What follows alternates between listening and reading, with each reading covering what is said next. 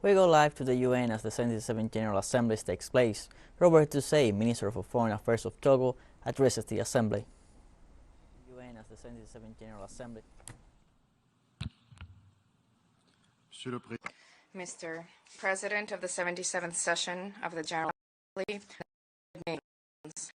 ladies and gentlemen, heads of state, of government, and delegations, Mr. Secretary General of the United Nations, ladies and gentlemen, after the unprecedented format of our General Assembly, the formats in the wake of the coronavirus pandemic and the constraints related thereto, we now are united under the same roof to engage in a calm discussion of the problems that are upending our lives and the lives of those in this world. The goal is to place our shared organization on track to uphold the values and principles, the basic values and principles that have been undermined by geopolitical rivalries, attempts at domination, national issues, and conflict.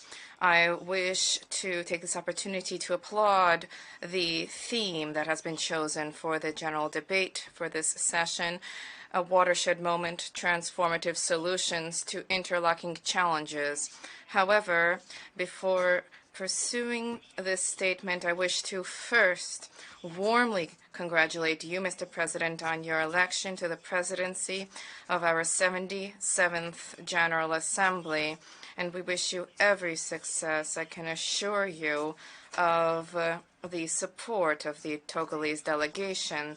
I also wish to applaud the efforts of your predecessor and the work that has been achieved under very difficult circumstances. On behalf of the President of the Republic of Togo, President Faure Glassime, a warm tribute to the Secretary General, Antonio Guterres, for his many initiatives to make our organization more efficient.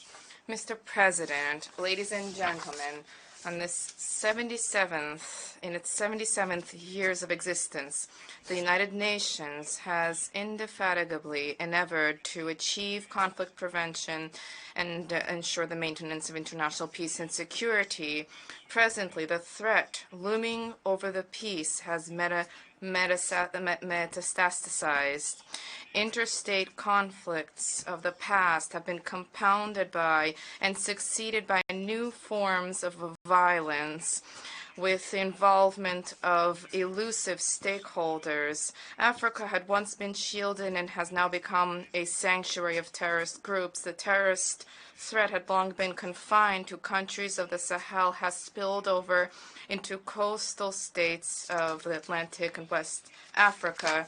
For this reason, the President of the Republic of Togo, His Excellency Mr. Faure Gnassingbé, has ceaselessly, personally endeavored to ensure peace and stability in West Africa, specifically in the Sahel region. This determination has allowed the President of the Republic as a mediator in the crisis between the two brotherly countries, Côte d'Ivoire and Mali, to secure the release of 3 Ivoirian soldiers of the 46 remaining ones. And I wish to take this opportunity to call on all parties to exercise patience and restraint in order to allow mediation to bear fruit. Recent terrorist attacks have claimed civilian casualties, have caused significant material damage in the north of Togo. This stands as a testament to the increasingly sophisticated means being used by jihadists. This is an alarming situation and is of great concern to our delegation. For this reason, we welcome the consensual adoption on 29 July 2022 of the annual progress report of the Working Group on Digitization in the context of international security and national security. Togo remains steadfastly determined determined to combat and to drive these criminals out of our borders. In this regard, we shall never waver. In view of providing our contribution to this overriding goal, Togo, on 23 and 24 March 2022, Togo hosted the first Pan-African Summit on Cybersecurity held in Lomé. The Lomé Declaration, an outcome of this summit, reflects the commitment to combating cyber threats. In this regard, Togo welcomes the work underway at the ad hoc committee to elaborate a comprehensive international convention on countering the use of ICTs for criminal purposes, and encourage all stakeholders to engage in the establishment of such a legal instrument. Beyond the military response, we are fully cognizant of the fact that the fight against terrorism is also linked to the degree of trust between the army and the population, as well as between the latter and the government. For this reason, we continuously seek to counter the causes of the spread of violent extremism which fuels terrorism. In this way, Togo has adopted innovative, multi-sectoral measures which are set out in our strategic document on countering violent extremism, which is adopted on 1 July 2022.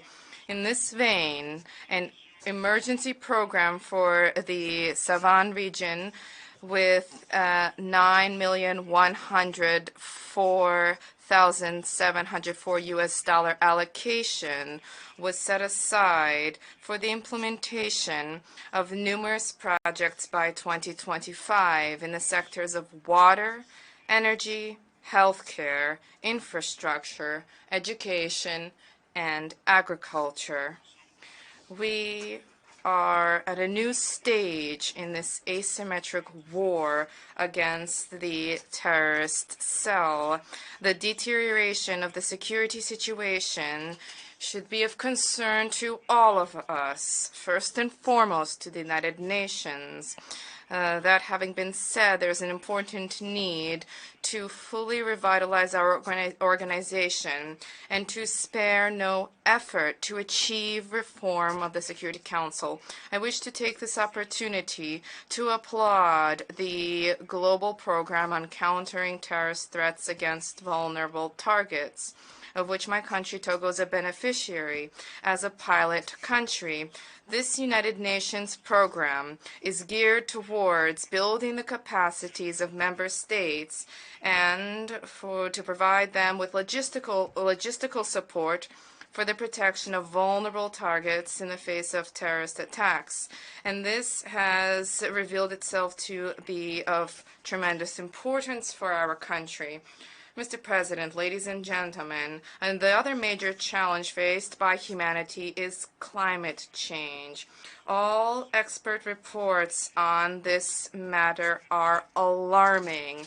This phenomenon is all the more concerning given that it indiscriminately afflicts all countries in the world, and unfortunately this includes non-polluting countries, including ours, Togo. Togo has adopted a robust policy for restoration of vegetation with an ambitious program for the green transition. The Togolese government has adopted a firm commitment to sustainable management of natural resources and for resilience in the face of climate change consequences. For sustainable management and protection, therefore, our government has focused our priorities, amongst other things, on improvement of marine and coastal ecosystems, regulation of fishing, and promotion of the blue economy. With respect to preservation and restoration of ecosystems, and combating desertification, Togo has launched a significant national program for reforestation of 1 billion trees by 2030, prohibited the import, trade, and use of glyphosate and all products containing it, as well as for the promotion of the use of biopesticides and biofertilizers in our country. We ardently hope that the next COP27, to be held, of course, on the 7th to the 18th of November 2022 in Egypt, that it will help to genuinely place back at the heart of international priorities the preservation of the environment by incentivizing stakeholders to honor their financing pledges, which are necessary to tackle global warming and climate change. On the subject of renewable energies, Togo has forged strategic partnerships for the provision of reliable, modern, and lowest-cost services in rural areas. The Access Fund for Electricity to All, called the Tinga Fund, the CISO Fund, and the provision of solar energy kits for rural and vulnerable populations, photovoltaic plants, mini solar centers, and solar streetlights have been installed throughout our country, resulting in widespread use of renewable energy in Togo. Mr. President, ladies and gentlemen, at the economic and social level, Togo has adopted a government roadmap for the period up until 2025. The vision therein is to make Togo a modern nation with inclusive and sustainable growth. This roadmap includes 3 key pillars, namely greater inclusion and social harmony, guaranteeing peace, turbocharging job generation by harnessing the forces of the economy and modernizing the country by shoring up its structures. The reforms in the business climate has allowed Togo to significantly enhance its foreign direct investments in the country. Likewise, greater cooperation for development has contributed to greater mobilization of external resources in light of the new momentum generated by the adoption of the government roadmap and its embrace by development actors, as well as the creation of new partnerships and the dynamization of existing partnerships.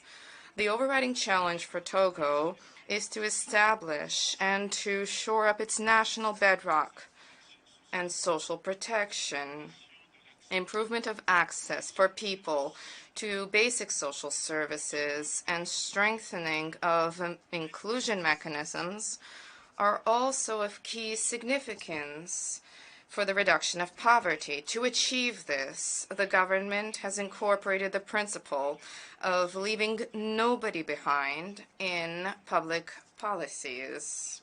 In this way, other initiatives, innovative initiatives, have facilitated progress in the inclusion process of all social categories, such as the adoption of the law establishing universal health care and the digital platform, which we call WEZU. This was established in 2021 to provide treatment for pregnant women and newborns with a view to reducing maternal and neonatal mortality.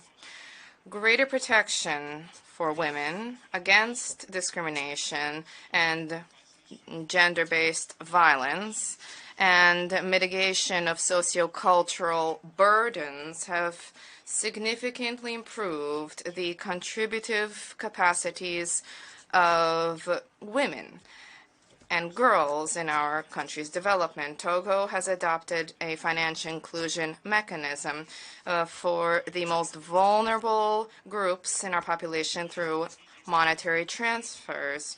We've established a development project for social networks and basic services, as well for social nets and basic services, as well as a support project for vulnerable people.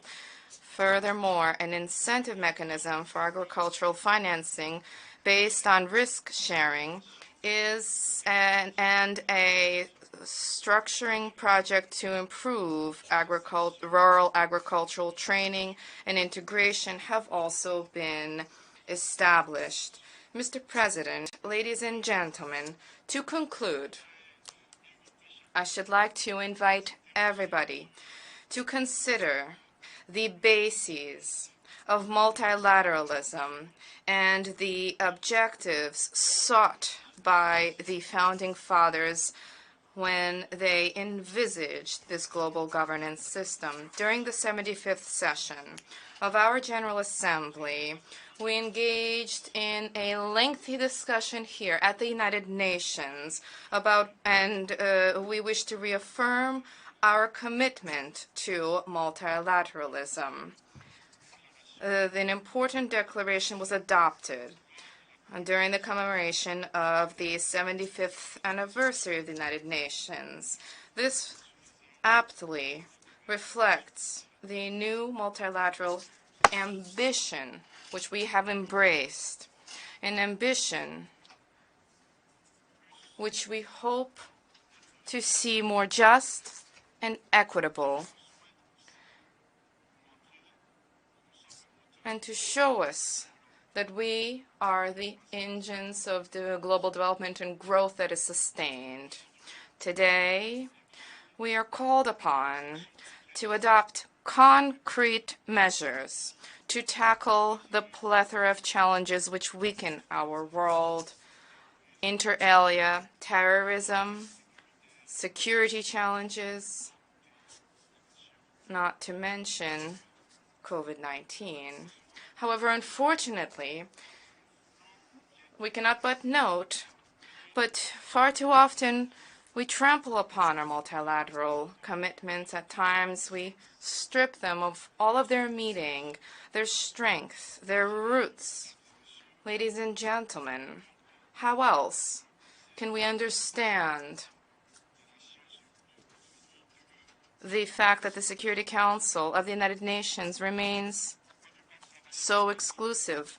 Why not work in good faith towards reform of this important organ of the international security system by making it more reflective of present-day international realities?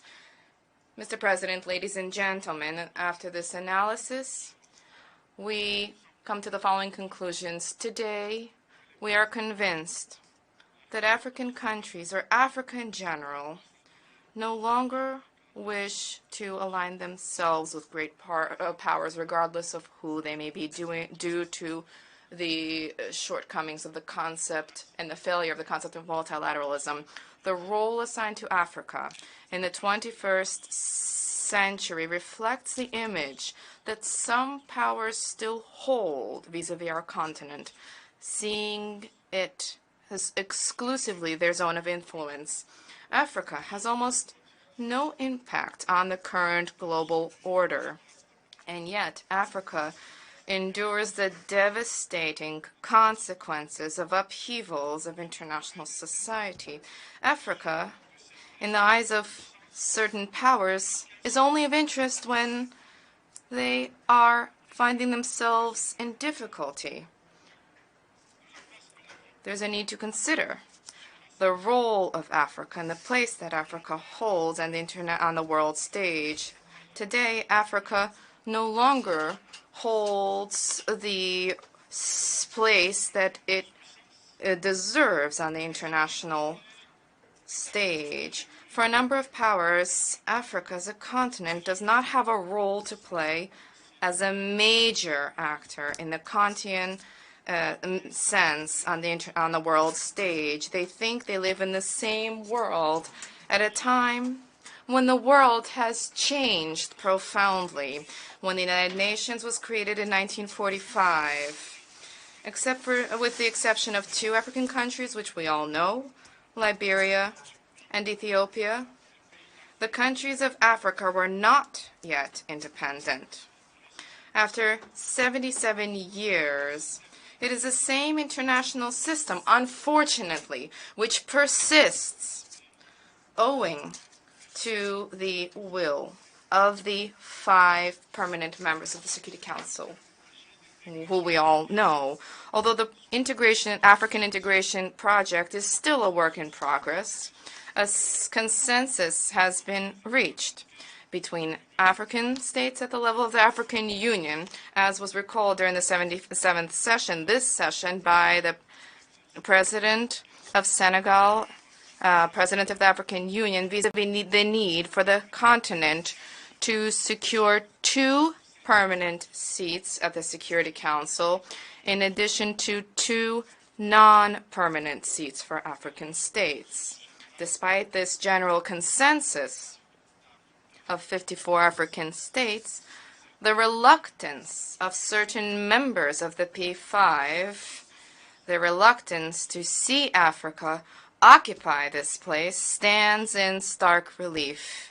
Unfortunately, the voice of Africa seems not to be heard because some simply do not wish to see Africa be a strong continent. The great powers wish to boil Africa down to a purely instrumental entity for the service of their causes, and they clearly do not wish to see Africa play an important role, a key role in the world. They frequently endeavor to prompt and encourage Africans to stick to their narrative, and ultimately Africans usefully are used to support one side against another. When the discussion turns to voting on a resolution at the Security Council, we are actively solicited on both sides. Africa is often courted, even subject to pressure by some of its partners. These mindsets and actions are anachronistic. They take shape in a historic context where Africa has become cognizant of its own responsibility, when Africa increasingly speaks in a single voice. The fractures of the colonial era between an Africa that is said to be French-speaking, Portuguese-speaking, Arabic-speaking, English-speaking, etc., have dwindled, as have the post-Cold War ideologies that dominated throughout the second half of the 20th century. Today, Africa wishes to remain Africa. Africa and African-speaking Africa, if I may put it that way.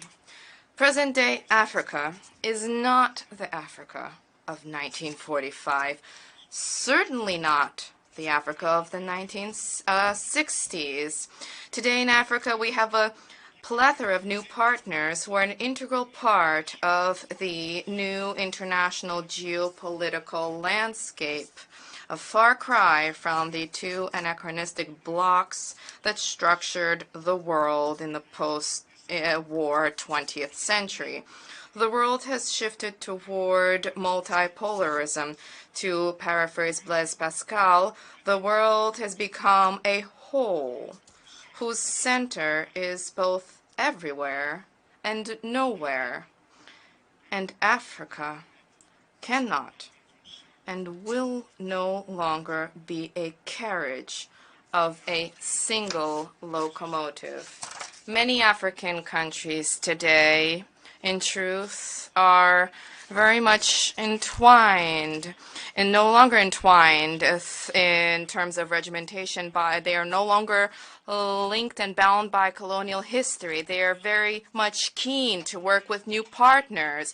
All of these changes linked to history itself and the perpetual future, but also the patent will to adopt a paradigm shift in terms of cooperation in Africa. And this should prompt certain powers to adopt a software change, so to speak, if they wish to continue to work with the Africans. There is a challenge for a shift in mindset, a shift in conduct among our partners. Without exception, they look towards Africa with agendas that are dictated by their own interests. Africa now expects more equality, respect, equity, and justice in its relationships and partnerships with the rest of the world, with the great powers, regardless of who they may be. Today, the Africans wish to be real partners for the rest of the world. In the concert of nations, there is a need for Africa to be heard, for dialogue to have a purpose. The inability to listen perverts the purpose of dialogue, morphing it into a juxtaposition of monologues, partial reasonings, at times in the guise of pseudo-multilateralism, whose danger resides in the distortion of the relationship. And yet in today's world, it is only by pooling our intelligence that we can reach agreement on the goals to be achieved together. Although the essential issues of our time remain unchanged, the understanding of the same issues diverges when one considers the South, when one considers the North. On the major international issues, listening to African voices cannot be simply an adjustment in discussions. Africa certainly doesn't have the same megaphones that the great powers of the world do. However, the voice of Africa counts, and it needs to count if we wish to see Africa as a partner on the major international issues. In the meantime, Africa expects a genuine partnership, and our allies need to make an effort to embrace the spirit of this kind of a partnership. Our allies cannot each time secure the unconditional support of Africa. Africa wishes to cooperate with its allies on the basis of issues, including our interests being taken into account. To achieve this, there is a need for our partners to abandon the fancies that were largely forged in the 19th and 20th century, and they are clearly dissonant with the 21st century challenges, a century when national and regional challenges have global implications, and global challenges have regional, national, even local consequences and ramifications. Economic repercussions and upheavals at the international level are direct consequences of the restoration of war in Europe, and this bears that out. We are all, in truth, all facing the same challenges and threats which imperil our survival and our existence. However, we firmly believe that we can build a prosperous world, more stable and more secure and safe for our people through enhanced and efficient and revitalized multilateralism. To that end, we have a single choice: to, under the aegis of the United Nations, to restore strength and determination in our collective capacity for dialogue, resilience, and solidarity, to help us make our planet once again habitable for all, and together and in a sustainable way to build the world which we share. We can, and this is something which we believe very sincerely. We can read the founding text, learn to respect and consider the smallest, the weakest, and the most vulnerable. Yes, we believe that another world is possible. We are all condemned in that regard, and here once again I will paraphrase the eminent Albert Einstein on the subject of war. I do not know how the Third World War will be fought, but I know there will not be much of a world to see the fourth. I thank you.